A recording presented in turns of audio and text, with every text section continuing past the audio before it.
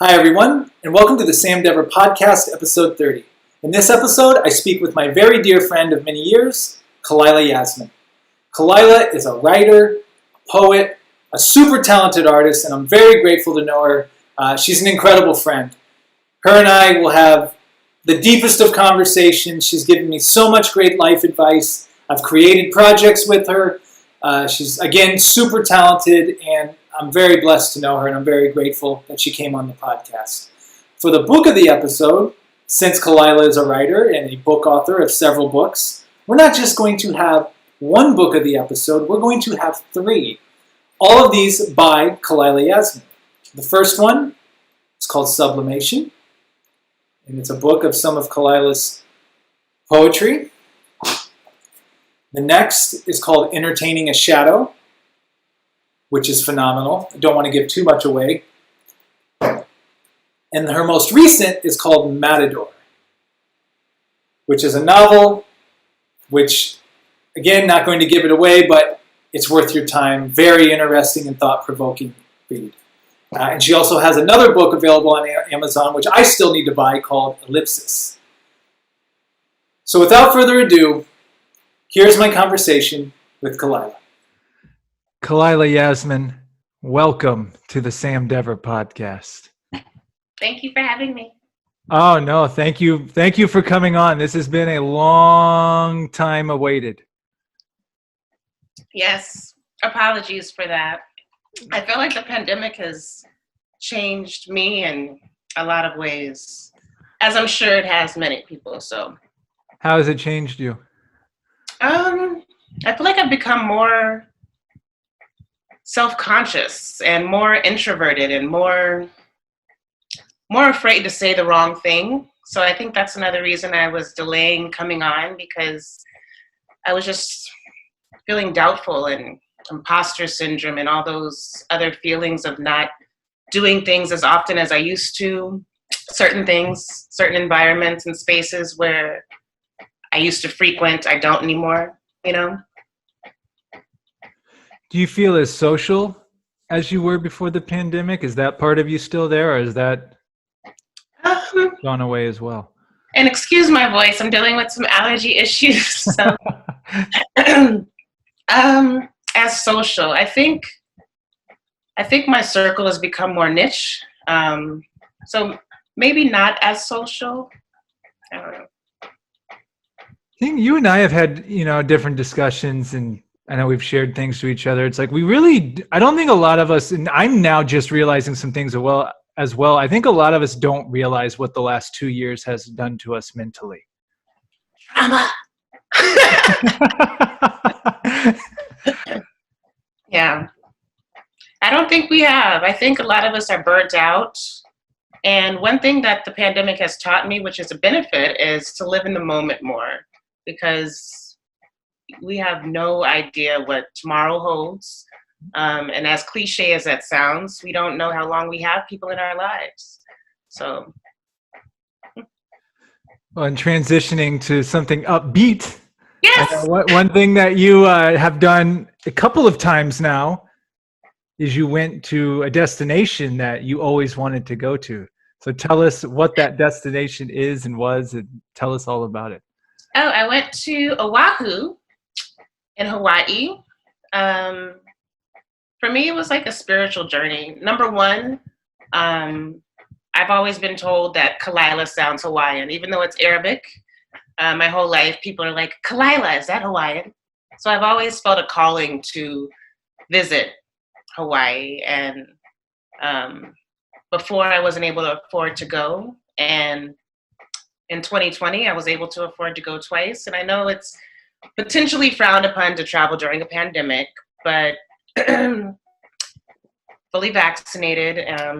I followed all the precautions, social distance. I spent most of my time outside and did some forest bathing in Manoa Falls. They have this beautiful rainforest hike, and I don't know what it's like for anybody else there, but it feels like I'm being watched by God while I'm walking through. It's just, I can't even describe it.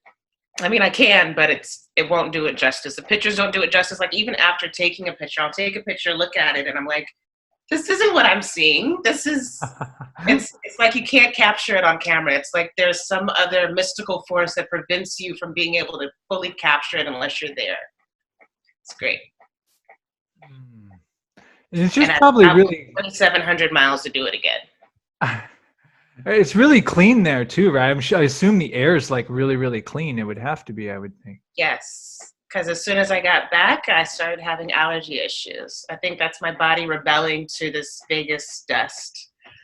And how is the humidity there? Is it like really humid? Is it? I don't think so. I feel like it's just like ocean air. It's just, I probably sound like a Hawaii groupie right now. It's just, the air there is just so magical. It's, I don't know. It's unlike anywhere else in the world. At least anywhere I've been. And what, I know this is a trip you wanted to do for a long time. What was that thing that made you just make that decision, like, I'm going? Especially that first time. What was it? I don't remember either. It was all in 1 year, right? You've done this all in 2021? Did you do it all? What made me, I don't even remember what made me like finally book it last year. I don't know. I think, well, during the pandemic, seeing some of the things that were going on and just realizing we don't have a lot of time to do the things that we want to do. So if you want to do something and you have the means to do it, do it. Don't wait for anybody. Also health-wise, like I had some foot issues some years ago, 2 years ago, and walking was a struggle. So traveling was quite complicated. And that's another thing, like do the things while you're physically able, financially able, mentally able, because just don't know. Yeah, Hawaii is a trip. Yeah, every single person that's ever been there has told me it's just absolutely incredible. And then I know you really well, and you go, and you're like, no, it's absolutely incredible. You need to go. It is. I'd like to go again, but next time I would like to see one of the other islands. Oahu's easier to get around because it's more tourist friendly, I think, and not quite as secluded. So if you don't plan on renting a car, I feel like Oahu is best for finding an Uber and those things and getting around. How was the trip for you? Because I know on one, or I guess transformationally, maybe from the inside, because I remember you posted a picture of Anthony DeMello's awareness from there that, we always talk about, and I mention in every single episode. Like, so was there some type of an inner journey for you with going on that trip, aside from the outer beauty of everything there? Well, I think the outer beauty affects the inner transformation as well. Seeing things that I never thought I would see. Seeing is believing, it felt like a manifestation by seeing some of those things come to life that I'd always wanted to see. And but it was definitely a journey inward, mostly, If I was blind, I would probably still enjoy Hawaii, but the beauty is, I'm very grateful for my vision. Mm-hmm. So where do you want to go? Where do you want to go next besides Hawaii? Where's somewhere what else is on the radar? French Polynesia. Anywhere with water. Yeah. Oh, actually, next up, I'd really love to see the redwoods. That's on my that's on my to-do too. Yeah, no, I just talked to a buddy who went up there. He's just like, it's breathtaking. Yeah, I love the trees, and that was one of the things about the hike that I did in Hawaii that I loved so much is trees are, I don't know, there's some trees that just give you this otherworldly feeling. Like, I mean, they hold a lot of wisdom. They've been here for a while. They teach us a lot about life. There's a lot to be learned from a tree. A book you might enjoy that I read during this past, or the 2021, it's called The Overstory. Uh-huh. One of the best novels I've ever read, and it has everything to do with trees. And it explains how some trees are literally as old as when Christ was here on the earth. Like there's trees that are like 2,000 years old. Oh, wow. Yeah, so it's Where are pretty those insane. trees? Huh?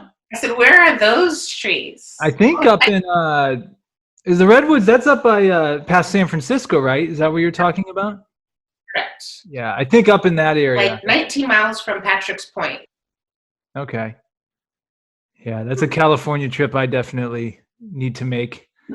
And speaking of books, which I just mentioned the Overstory, you are a writer and have written several books, which I usually have one book be the book of the episode. This time it's going to be 3 because I actually have 3 of your books. I'll name them real quick. Matador, Entertaining a Shadow, Sublimation, and then you inform me I have not gotten, which I need to purchase, Ellipsis. Correct. What's Ellipsis My about? first one is out of print, so you don't have that one. Okay, what's Ellipsis about? Ellipsis is another collection of poetry. So I have 3 books that are poetry and then 2 fiction novellas. And Matador was the last. And Matador, actually, you wrote that after a trip to China. Am I remembering that correctly? Correct. Yeah. Could you, in a nutshell, just give us tell the people a little bit what's about, because it's a fascinating read. It's brilliant. So Matador is a fantasy thriller. It's about 3 American siblings. They travel to Shanghai to film new content for their controversial show. And while they are there, they're visiting the area called the Bund, somewhere I visited while I was there as well. It's gorgeous. And when they're there, they have a chance encounter with this gypsy who essentially puts a spell on them that changes each individual life very specifically. And it's basically black magic and technology coming together to teach life lessons. Life lessons, and then Entertaining a Shadow. I need to reread this one actually, because it's been years since I read it, but I remember texting you throughout reading it, like, oh my God, like this is incredible. I need to reread it too. I'm probably going to be embarrassed. I feel like when I look back at just about anything that's at least a year old, I'm embarrassed of it. So, yeah. Well, and I remember. Go ahead. I said, I think that's just a part of growth as an artist. Like we look back and we're like, oh my God, what the hell is this? Am I allowed to cuss on this podcast? You can say whatever the fuck you want. What the hell is this shit? Like, what is this? Yeah. Well, then I'm looking through Sublimation. Is what's interesting about Sublimation, this is right around, I had already known you, but this is when like I really started to get to know you more. And I remember you performing this out at the Beat Coffee House. And I actually filmed a couple of them that you were doing. Yes. Out there. And one thing I've always respected about you, when you say you're going to write a book, you write a book. Like I've witnessed you do it now multiple times. Like you're like, all right, it came to me, I'm going to write this book.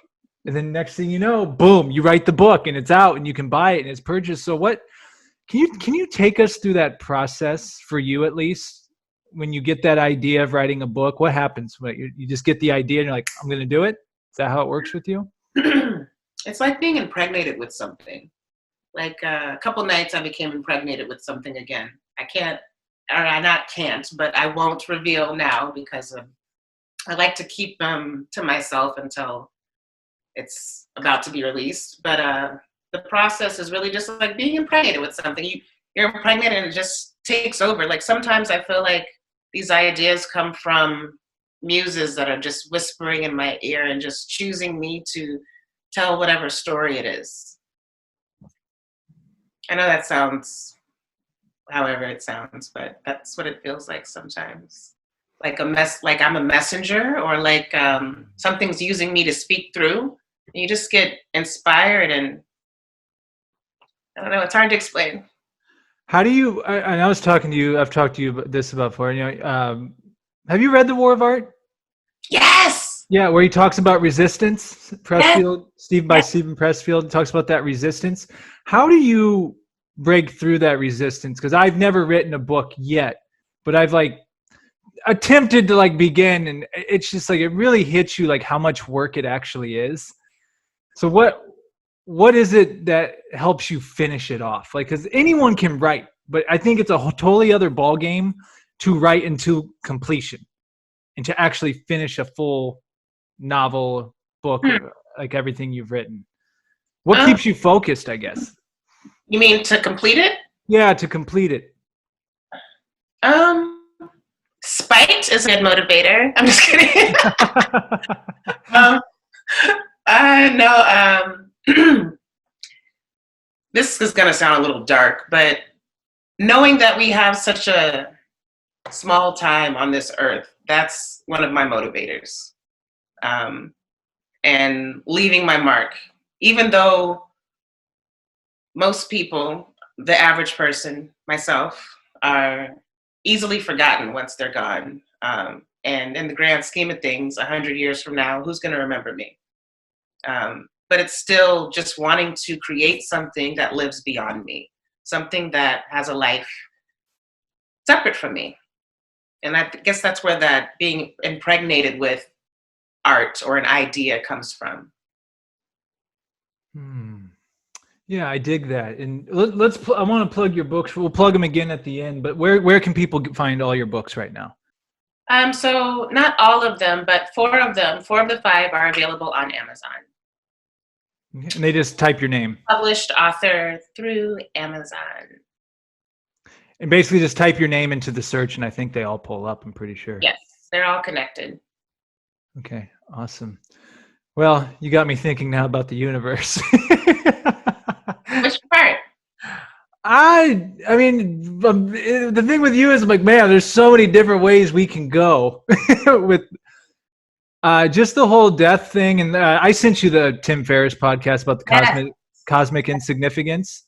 Yes, and that's what I was speaking on in a way, was that in the grand scheme of things, like, is anything I'm doing actually mattering to anybody but me? You know, I mean, it's cool if I inspire or touch one person, that's great. But ultimately, we do things for ourselves, right? You write the book that you want to read. You create the art that you want to see.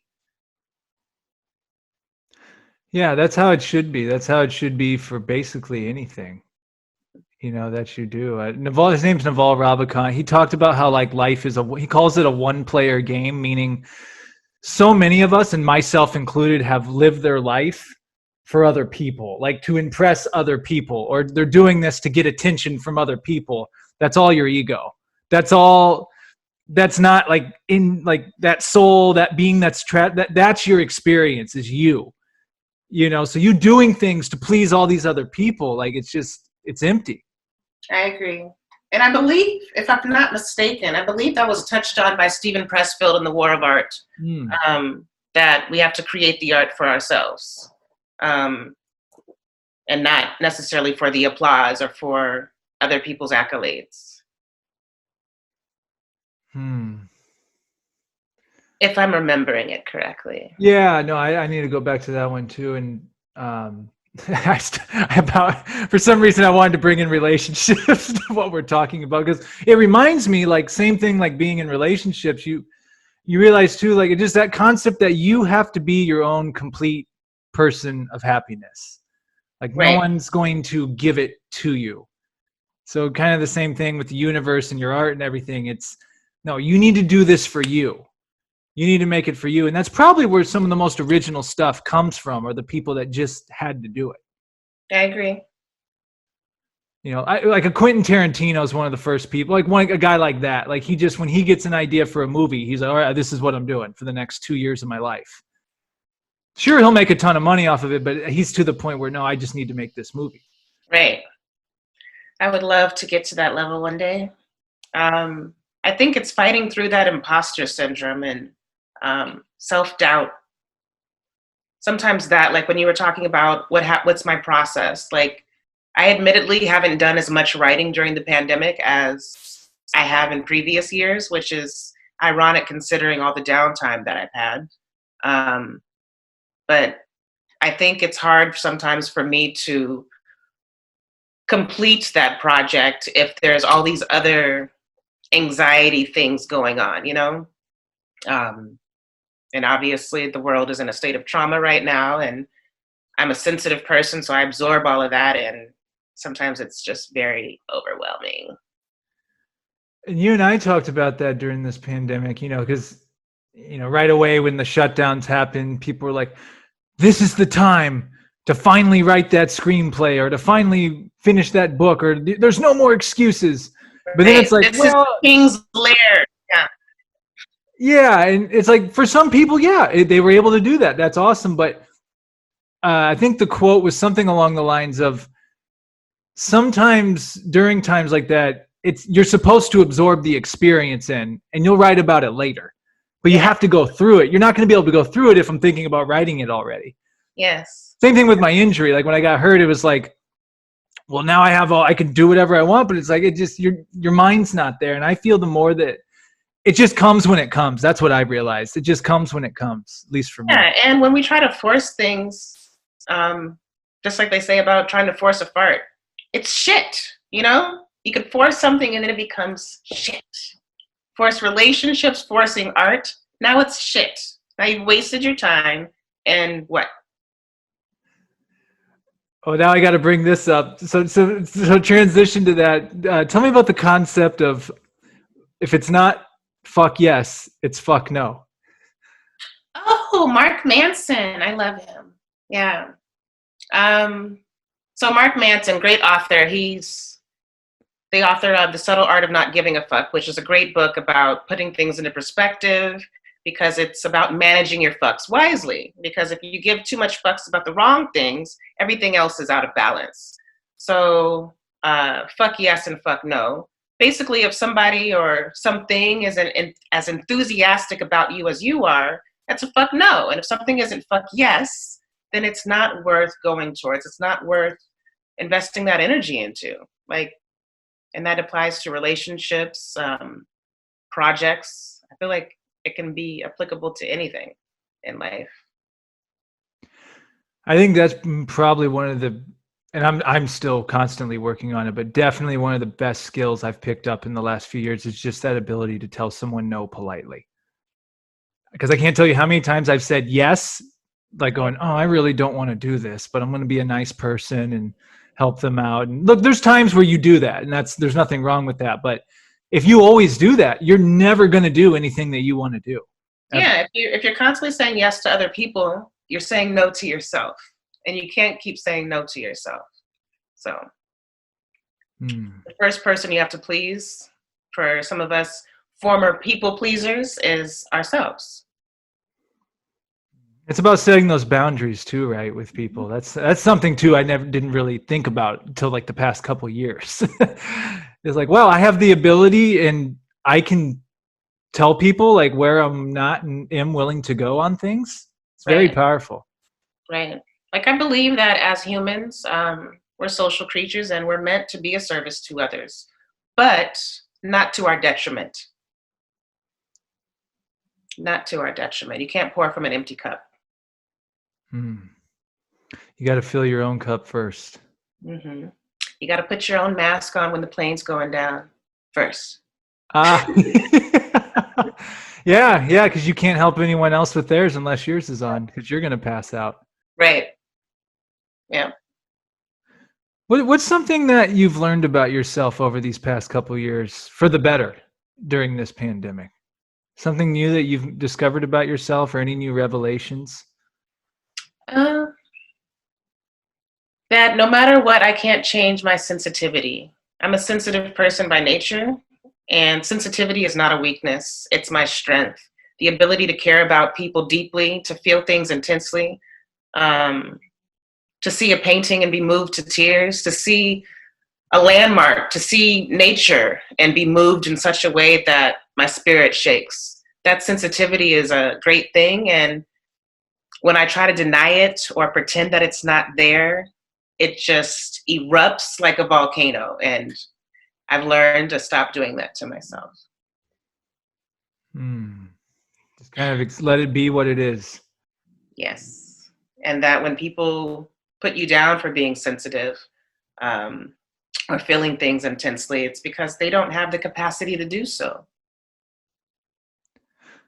Well, and that just reminds me of just having awareness of yourself too. And I think we think so many times, I need to change. I need to change. It's not. Yeah, some things you can change, but there is just some things of who you are. Like I'm even recognizing myself lately. I'm like, God, I'm just like that on certain things. But it's the fact that I can be aware of it and acknowledge it and communicate that to another person or people that I'm interacting with. It totally changes the landscape. You know. Yeah. And I think, I don't know, I feel like the world could use more sensitive people in certain regards. I'm not saying sensitivity in the sense that every little thing hurts my feelings. It just means I care, you know? I care about things, I care about people. And I think that's a good thing. Hmm. It's how it's the reason I write. If I didn't have that sensitivity, I wouldn't be the same type of writer. I wouldn't write about things that matter. Where would I feel them enough to push through to get that on the paper, you know? Hmm. So if I were to take that part away from myself, as many times as I've tried to wish it away, I would no longer be me. Something would be missing, something important. And I'm sure we talked about because we did an interview years ago. I will not say how many. Yeah, Which one was were you? that? Huh? Which one was that? So, the social media show in studio at UNLV. Oh, yes, yes. And where you blew huh? Bieber. Yeah, where you literally blew my mind on camera. Like no joke, the whole Justin Bieber that was a whole other thing. that changed my marketing mind. Like that was a pivotal moment. And to give people context, so do you still love Justin Bieber as much, or is it kind of faded now? Or is it... I still really admire his journey. Yeah. I really do, and I still love his music. So yeah, I still think he's great, but I've grown and matured since then. I'm not Bieber fever, but I still think he's great. Back when you had Bieber fever, because you would post it on social media, and like I'm thinking, oh, she's the biggest Justin Bieber fan of all time. But was I? Exactly, and that's what you did to me. I'm like, well, what if you said, what if I wasn't? And I'm like, whoa, you're telling me people can put a false perception of themselves on social media? Really? And it really, I don't know, that was like a huge marketing. They're pretending to be confident and they're actually super insecure. And they use social media as a way to build their confidence, you know? So I think a lot of people have personas. What do you think of social media these days? I feel like it's a tool. I use it can't talk. I use it mainly for a source of entertainment and to share my art. I find it funny. I love when Twitter latches on to a random topic, just a random meme, and they just go ham and everybody gives their interpretation, and it's just hilarious. Like I could spend a good half hour just laughing at people's reactions to certain current events. The comments are probably almost as good, if not better, than a lot of actual posts. I've been lost in a few comment sections myself. Yes, same. There's a lot of funny stuff out there. I try to steer away from the heavy political type things, and fortunately, I've hidden a lot of it from my feed. So I think social media can be good, it can be bad, it can be whatever you make it. But just like whatever we consume to put in our body physically, whatever we're consuming mentally, we have to be held responsible for too. So if something is causing you discomfort or whatever, in whichever regard, it's up to you to decide, okay, I'm going to remove this from my consumption. I don't want to consume this anymore. Yeah, and that can go, and it can even be from people that you like in real life. But maybe on there, they just post stuff that's just not good for your psyche. Yes. Or your mind frame, and just really choosing what you let. And you've taught me that too, like being very selective on what you let in. Yes. To your mind space. Yes, because a lot of us can be sponges, and even on a subconscious level, sometimes we're absorbing things and we don't even realize that we're taking these images and perceptions in that aren't necessarily even our own. You know, like I feel like a lot of media does that with making even on the topic of racism, for instance, some of the stereotypes and misconceptions about certain people come from the images and things that they're consuming, you know? I've seen some actors say they no longer want to take certain roles because this role is constantly placing them into a stereotype that affects the community as a whole negatively. It's like, I don't want to be a drug dealer. I don't want to be a loud mouth, this. You know, I don't want to portray that and put more of those images into the mind of the average person that this is what to expect when you see this, you know?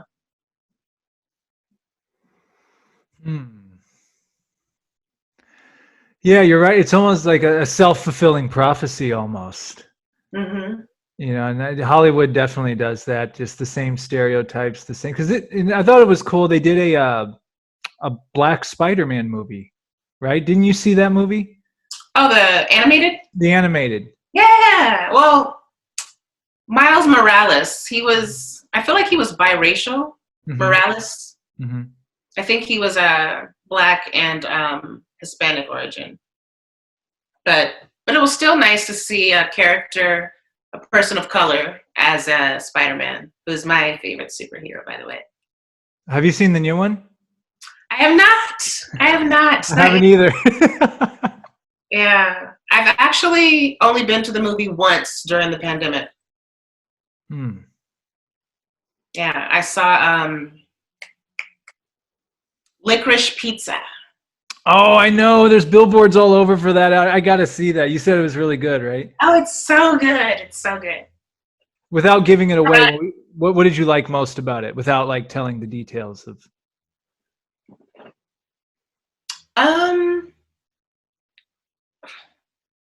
It had a very unique type of humor.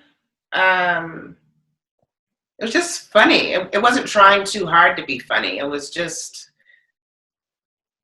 showing the interpersonal relationships between people, just doing their best. That's what I feel like. It was just showing people being human, doing their best. And I wanted to go back to, if you're comfortable talking about it, because I've had, I've appreciated being able to have open dialogues with you over the years about race and your viewpoints on certain things of society, and also too, to bring it up a little bit too, I think you give a really interesting perspective, because you're a writer first and foremost. You're a writer, but you've also done some modeling and things like that. So I guess what I'm leading to is going back to stereotypes as well. Just some of the things. Could you maybe open up a little bit or share a little about with just some of the things you've had to deal with over the years, whether it was because of your race or because of your gender, because of quote unquote being a model, like. Because I feel like you're someone. Okay.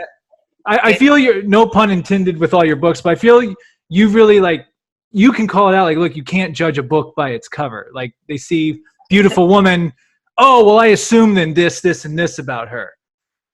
But yeah, then it's always fun. So I'm just opening up the conversation to that realm. If you're comfortable speaking on anything. Yeah. Shoot. There's just so many. Give me an example, like which category? Like, I know one time you told me, like, with your hair sometimes. Oh, okay. Here we go. I thought that was a good example. So you tell us about that? Well,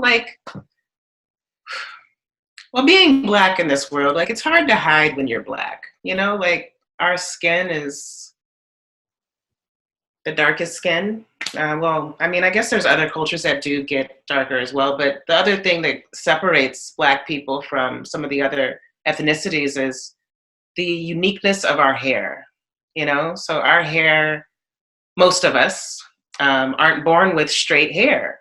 Our hair grows towards the sky and not towards the ground. Right now, my hair is straightened because it was growing towards the sky, but there are certain Eurocentric standards that Black people are expected to adhere to that are very frustrating. Like, back when relaxers, which is the chemical that Black people put on their hair to straighten it, back when those became popular, um, which is fine. There's nothing wrong with wanting to straighten your hair or put a chemical on it to permanently straighten it. But when it becomes something that you're doing in order to be socially accepted or hired for a job just to make a living, it's a problem, like, and it's really sad the things that I see a lot of Black women specifically going through with their hair just to meet these Eurocentric standards, where Black women eventually end up with alopecia. They're bald. They just go through all these things and just wake up not feeling good enough. And I don't think it's right. Like, I feel like we should be celebrated for our differences instead of separated by them. I feel like everybody has something to offer, and I don't think that we all need to look alike in order to fit in or be alike. Like, there's beauty in diversity. There's beauty in inclusion. And living in this body and this experience, there's certain things that I can't show someone, because we could be in the same room at the same time, but in this different body, I'm going to meet eyes with somebody that's going to give you a completely different look that they're giving me. They're going to give you a completely different energy. And you're not going to be able to recognize that energy because you're not meeting eyes with them in my body, And that's one of the reasons I wrote Matador, for instance. And not to give a spoiler away, but the quote I open up with in the book is by Marcel Proust. It's, "The only true voyage of discovery is not in seeking new landscapes, but in having new eyes." And that can be interpreted a number of ways, but it's perspective. It's being in somebody's experience to actually put yourself in their shoes. And as much as we can say that we understand one another, some things will never be understood unless you have to actually be in that body.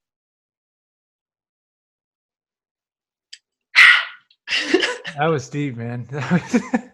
Yeah, you're exactly right. Like, just because of the color of your skin, or being a woman, or whatever it is, like, put whatever label you want on it. And even, disabled people, like, there's just so many different things that you just won't understand unless you're in that situation and you have, your injury, and you got to see what it's like to be, knocked off of your normal routine. And the importance of holding the door with someone that's on crutches or a cane or in a wheelchair. Like, it's you totally change your viewpoint on it. Not that you didn't care before, but now that you've experienced what that's like, you totally view it. I really like what you said about just meeting people at their eyes. Just whatever your outer, whatever is your outer, because that's not what's inside you. That's just simply your outer shell. Right. And it's like, we weren't up in wherever. I don't know where humans come from. I don't know if we come from heaven. I don't know if we come from Mars. Wherever we come from, I don't think that we're sitting up there like, you know what? This is the experience I want. But maybe we are. Maybe I was up there and I was like, you know what? I want to be a Black girl in America. That sounds exciting. Well, for the record, you are an alien, by the way. I think I've already told you that. I don't think you're of this world anyway. In a good way. Yeah. Just going to tell my whole secret to everyone. Maybe I should edit that part out. No, it's fine. It's fine. They won't believe you anyway. It's actually kind of a good movie idea you got me. Yeah, we'll have to talk about that. Yeah, it's like, I wouldn't be surprised. Like, if you told me, like, hey, Sam, just to let you know, so yeah. Like, my people are coming for me. Yeah, like, wow, you played it well. God, I wish. I keep waiting. Do you think there's aliens? Who are you talking to? Seriously? Yeah, I don't think I know. I have no scientific proof other than my existence. I'm just kidding. Yeah, I think there are. Like, have you ever seen those videos or just even those photos where they're showing you Earth compared to the sun, and then it just keeps getting smaller and smaller as they comparison, and then they zoom out, basically getting all the way into like these other galaxies? It's pretty Like mind-blowing. telling me we're the only human life or intelligent life in all these galaxies. No, we just haven't been able to reach them, or if they've reached us, they took a look and were like, fuck that. Yeah. They're like, yeah, we're good. We're good on that. They're gonna be they'll destroy themselves. We'll come in and take whatever at the end. Like that's. I don't know if they want anything here. They just look at us like, wow, they haven't evolved yet. Maybe they're watching us on some like reality TV program somewhere. Ha! Like the Truman Show. Yeah. Oh gosh. I think Probably a about good. that sometimes. Huh? I said I think about that sometimes. Just seeing some of the things that, just like racism, for instance, some of these silly little issues that aren't really worth having. You know, I'm like, if some aliens came, I bet people really quickly, if they were like the aliens from Mars Attack, would be like, oh, we got to band together, brother. Oh, now I'm your brother? Oh, okay, I got you. Yeah. Now we're brothers. Okay, sure. I mean, there's we could do an entire podcast on racism and you being, black in America, type of And thing. an alien. And an alien, and I gotta stop before somebody watches this and they come get me. yeah, or you just teleport right here on the spot. I mean, if we don't even, you don't even have to go into it if you don't want to, because I know it's a very complex issue. But from your viewpoint, coconut water. Take it. That actually looks pretty good.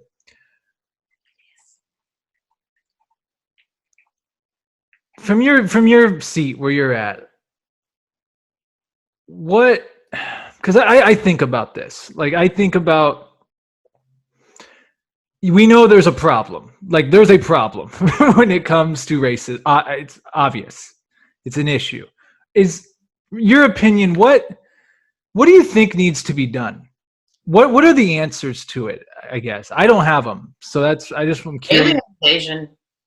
Alien invasion? Yeah. I feel like the problem is not just racism, it's lack of empathy. People, at the heart of racism is the lack of empathy. Like, nobody's better than anybody else.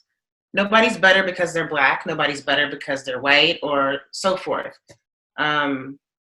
We're all just trying to have a human experience and get through life the best we can. We're all just doing our best.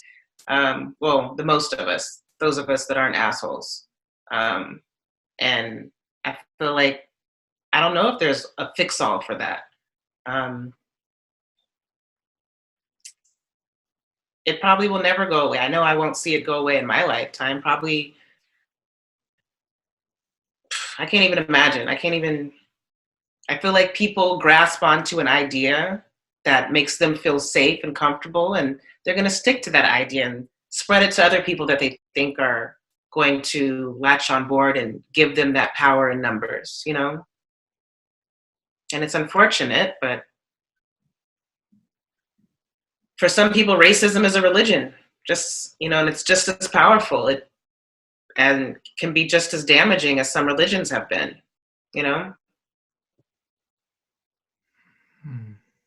I don't have the solutions. Yeah. And I wouldn't want the responsibility of being the one that had them. Well, thank you for sharing that. What do you think? What do I think? What do you think would solve it? Or help? So I'm literally just I actually was thinking this as I was getting out of the shower today. I just randomly started thinking about, because it's kind of like what you just said too. It's like, and I think just like whenever there's clear, like a visual difference to a human being, there's going to be those humans that automatically segregate. And this is us, this is you. You know what I mean? Now sometimes, and I really hope I speak this correctly, like I don't think everyone's malicious with it. I think they're just ignorant and uneducated. And, if someone's just grown up around the same type of people their entire life, They just don't know any better. I'm not making excuses for them, but then like you just said too, there's some people like, no, this is law. Like, right. This is how it is, and this is how it's going to go. And the point I was getting on a smaller scale, like even didn't mean to interrupt you, but yeah, even go on a ahead. scale, if you look at friend groups, sometimes when you look at friend groups, and not necessarily that they all are the same ethnicity, but I feel like sometimes people choose people that are on the same wavelength, so they look alike. You know, they have just similarities in a lot of friend groups. Not many, but they have similarities, you know? Have you noticed that? Like when you see cliques, it's like, oh, you guys kind of dress alike and speak alike. Well, okay, so and again, okay, so two quick things. I don't know if they're quick, but first thing, and a friend of mine, Kamitria Hill, who came on this podcast early on, who is a Black woman, she told a story that really, I don't know, for some reason, really resonated with me and giving me more perspective because, you know, I haven't had to think of certain things my whole life. I haven't had to, when I get pulled over, it's, oh man, I really hope I don't get a ticket. You know what I mean? Like, and like you said, the thing about like when I enter a room,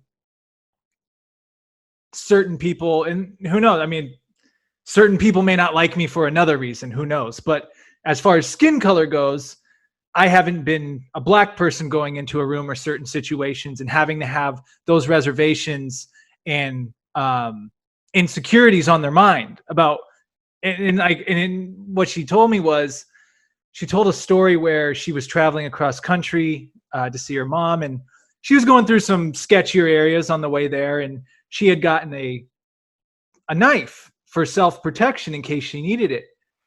But she left it in the plastic, didn't even take it out, and she told me, she said,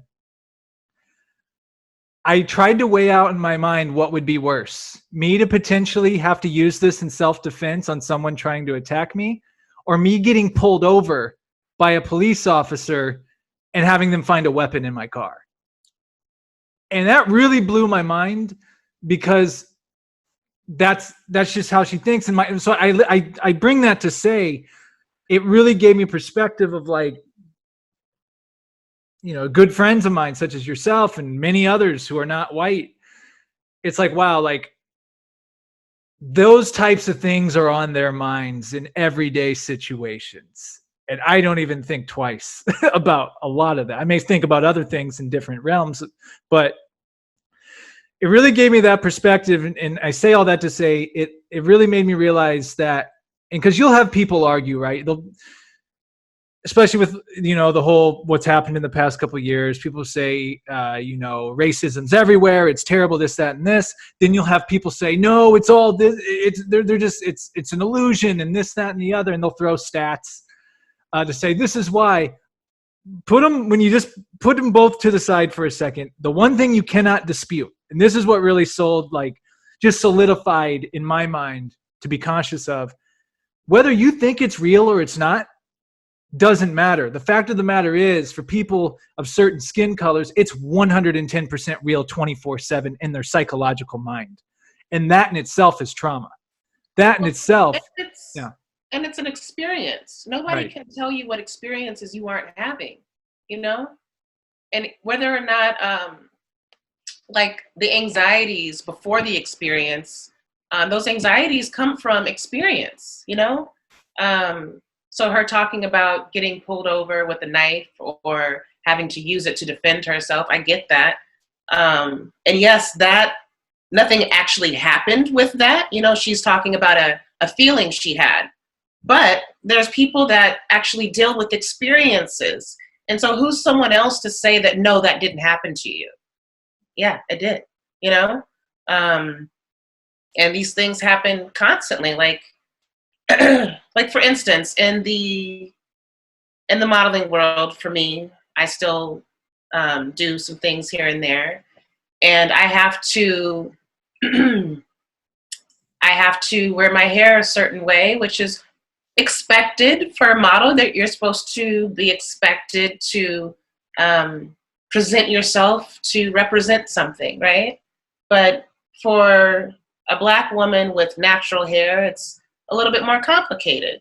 So there's comments and things people will say that are insensitive. Like once I had someone tell me that I should consider moving to Africa where I can wear my hair natural.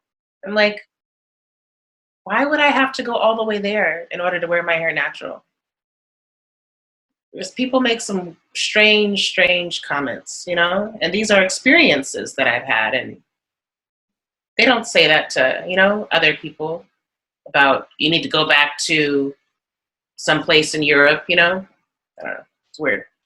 It's bizarre. And like when we were trying to, the thing I was thinking about when I got out of the shower, it's like when I say what the answer is, like someone may say the answer is reparations, or the answer's this, and this. But then I thought about, like, but is that really going to solve the problem? I'm not saying it's not deserved. I'm saying, like, but will that solve the problem? Like, will that, or is that just a Band-Aid? You know, things like that. You see what I'm saying? Like, is it going to, like you're saying, because, and I guess part of it too, I think you brought up a brilliant point, like how it will be kept in households.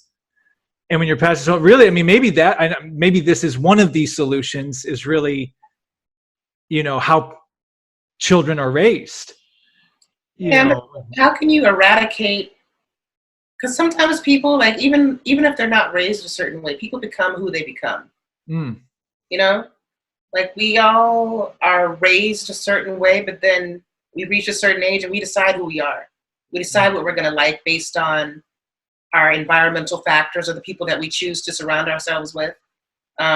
So whether it came from the parents or whether it came from somebody they met along the way who was taught it from wherever they learned it from, you know? So I don't know if there's a way to eradicate it when there's so many people that still perpetuate it and keep it alive.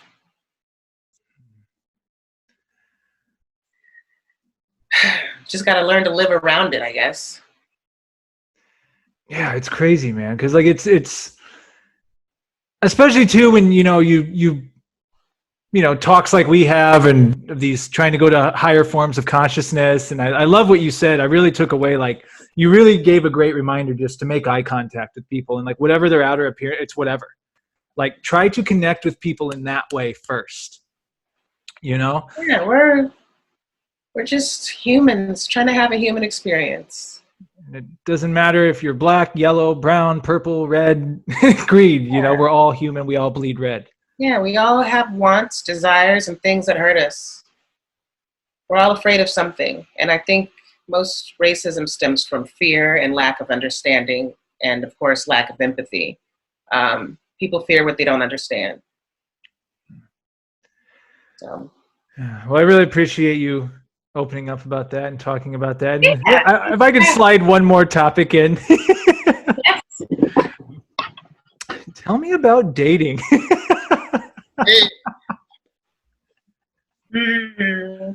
We don't have to go into it. But I don't have anything personal to share. But right. But in general, what's kind of your viewpoint now on that whole realm? Relationships, whatever. It could be anything. As a culture, it's a little sad that people are so obsessed with hooking up instead of like actually having a connection. And there's nothing wrong with the hookup culture, but I feel like people need to be more honest. And if you're a hookup culture person, don't try to manipulate somebody that you know is not in that vibe to get something out of them that they're not on board with. You know, I just feel like people need to be more honest with each other, because you can be polyamorous, you can be all these things, but don't try to be polyamorous with a monogamous person, you know? I feel like people need to find their people and be honest so that they're not manipulating people and damaging hearts along the way, you know? I totally relate, and I totally agree with, I think just having those upfront conversations in the beginning, because I have found if one person has viewpoints one way on how they want it to be, and another person has different viewpoints. You can put as much effort into it as you want. It will always be a square peg, round hole. It is not going through. It's not going to fit. So it's better to recognize that from the beginning, so you can go, okay, hey, this just ain't going to work. Or at least be like, hey, we know what it is at least. We know where we both stand. It's just like I saw something on Twitter, I believe it was recently, and it said there's nothing wrong with a guy that wants a woman that cooks all the time, or a woman that wants a guy that lets her stay home. There's nothing wrong with that. But those two people that want those things have to find each other. You don't get with somebody that's completely opposite of the values that you hold and then try to force them to be this other thing. You know? Like, no, find the person that already exemplifies these values that you want so that you can minimize conflict. There's always going to be conflict, but trying to force somebody to be some ready-made person is just a lost cause. And I like what you said too about the hookup culture. Like, I'm the pot calling the kettle black in most circumstances when it comes to what would it be called? Just dealing with lust and getting lost in the dating apps and even looking at girls on social media. It's crazy, I think, just how sex obsessed a lot of us really are. Yeah, and to me, like, that sex obsession at the core of it, it's coming from a desire to connect, right? But people just want the microwave version of that connection, and it just cheapens it, Like, there's so much more you can get from just a little quick orgasm with somebody you barely fucking know. Like, what's the point? I mean, to each their own, but I feel like a lot of the people that are seeking these things, they go after the person that's seeking sustenance, and I just Yeah, I'm just to a point in my life too now where, look, don't get me wrong, the physical realm is great, it's phenomenal, but I just realize now, like, it's like, wow, that's like a small slither of like what a relationship can be. There's so many other components and great things that you can use for your human experience. But if you're just constantly obsessed with sex all the time and that's all you care about, it's kind of really an empty road. That's one thing I've realized too. You're just chasing orgasm. That's it. Yeah, and you can do that by yourself without Right. bringing somebody else and their energies along. Like, I know it's not quite as awesome, but I don't know. I feel like a hopeless romantic stuck in a hookup culture society. And it's heartbreaking because I feel like so many people try to pretend now that they don't feel anything. There's all these like silly games they tell you to play. Like, oh, she texts you back too fast. She's thirsty. She's desperate. No, I actually just happen to be looking at my phone. Like, why should I play this game where I'm like, oh no, I'm going to wait exactly 43 minutes to write him back because I don't want to look too eager. Why? There's going to be a time when I don't reply right away because I'm fucking busy. That's life. But why do I have to play these games and pretend not to be interested to get them to be interested and feel like I'm quoting Vince Vaughn in Wedding Crashers? Why can't we just like each other and both admit we like each other, right? Right? Like, why are all these silly games? And then it's like, why do you have to pretend to not be interested to garner their interest? Why can't people just be interested? Why can't you be vulnerable and honest? Showing interest is now a weakness? The fuck? Who wants to play these games? Do you realize how short life is? It's like, you want me, I want you, let's go. Let's hang out. Let's go do stuff. Oh man, I'll have to call myself out. I won't go too much into my own personal life on this podcast, but yeah, I mean, I have now entered into a relationship, and it's wonderful. I must always thank you for your counsel as always. And I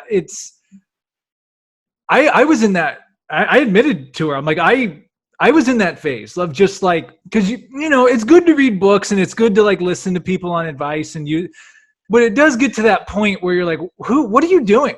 Like, you two obviously like each other. What do you like? You're just going to keep playing the psychological warfare back and forth. It's like, dude, just That's stupid. open up and embrace.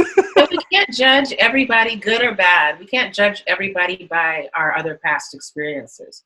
Oh, she's doing this or he's doing this. They're going to do this, or it's going to become this because they're doing this. It's like, no, this person is an individual. You have to get to know them individually and allow it to play out.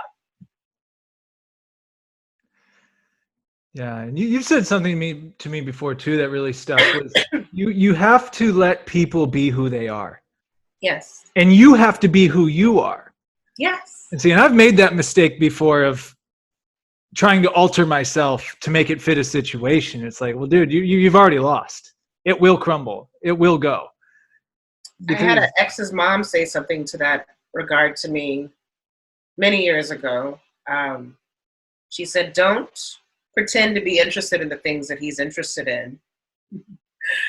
Because one day you're going to wake up, he's going to wake up, you both are going to wake up, and you're going to be laying next to a stranger because you weren't being yourself. That's a good one.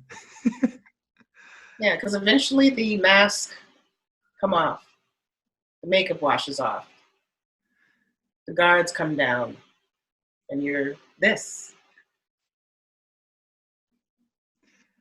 Also, to pull another quote you've given me before, people make time for people that they want to make time for. Yes. Yeah. Yeah, very true. I'm guilty of it too. Like if I mean, obviously I haven't been feeling well lately, so I have had to put a lot of friends on the back burner. Excuse me. But we all do. We find a way to make time for the things that are valuable to us. And anybody that says they don't have time just doesn't have the time for you. And on that note, that was a good, for you. Well, Khalilah, I know this has been amazing. I definitely want to have you on again in the future because there's 10 million things we didn't talk about, we could have, but I really very grateful for your friendship. I'm very grateful for your vulnerability and openness on this podcast. Just grateful for you, man. Like you are awesome. Grateful for you too. Yeah, you're just one of those people that I'm like, man, I'm really lucky to have known you and have created with you and to continue having conversations with you. Because I know that you more than likely are an alien or our spirits have met in other lifetimes. So that's a whole other conversation we can get. Don't worry, when Mars attacks, Sam, you're safe. If that's what you're doing right now, you're safe. Just save me a spot, okay? Just save me a spot. Can you save your boy a spot? But no, I appreciate. Hey guys, he's safe. You're a brilliant artist, and before I give you the last word, like I always give people, where is the best place for people to find you online? And where can they get the books again? Where should everyone go to find you? So KhalilahYasmin.com. Also, I'm on SoundCloud if you'd like to hear my voice reciting some of my poetry. What else? SoundCloud.com/Khalilah Yasmin, KhalilahYasmin.com. I have an Amazon page that features 4 of my 5 books. I'm putting the works together to do a audio book of poetry soon. So getting some feedback on my SoundCloud would be awesome. Awesome. And yeah, we didn't even talk about your poetry is incredible. So, and that's actually how when we first met in person in Vegas, that's really, I started going to your poetry events and I've always been blown away by your words. Thanks. You know, I love poetry. It's bringing emotion to words in a way that average conversation cannot. And Khalilah, I always leave the guests with the last word. It can be as deep or as shallow as you want it to be.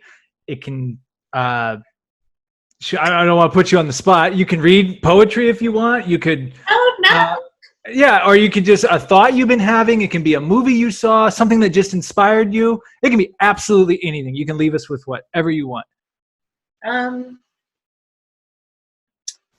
Don't be afraid to be vulnerable and to give all of yourself, your authentic self, to situations, to the people in your life, to chances that you may take. Because you never know what could happen by that era of vulnerability and just actually stepping out. The worst that could happen is the potential job says no, the potential partner says no, but you have to take those risks and fear looking foolish. I'm tired of people pretending to be macho and not wanting to text back too fast or text back first or put themselves out there. Put yourself out there. Fuck it. Fuck it. Put yourself out there. Pumped up, man. I'm ready to go out into the world today. Well, Khalilah, thank you so much for doing this. I got to shout out the Prince necklace real quick. But you actually got to go to Prince's place in Minnesota, but we'll have to talk about it. Yeah. One last thing. That was pretty cool, though, wasn't it, when you went to his place? Yes, it was very cool. He came out. He's not dead, actually. Sweet. Well, Khalilah, stick around just for a second. I'm going to hit the end button, my friend. Thank you so much. Thank you. Forever grateful for listening, listeners, watchers. Yes. Love it. And hopefully you'll be back again soon. We'll have to do this again. All right. Bye-bye. Bye-bye.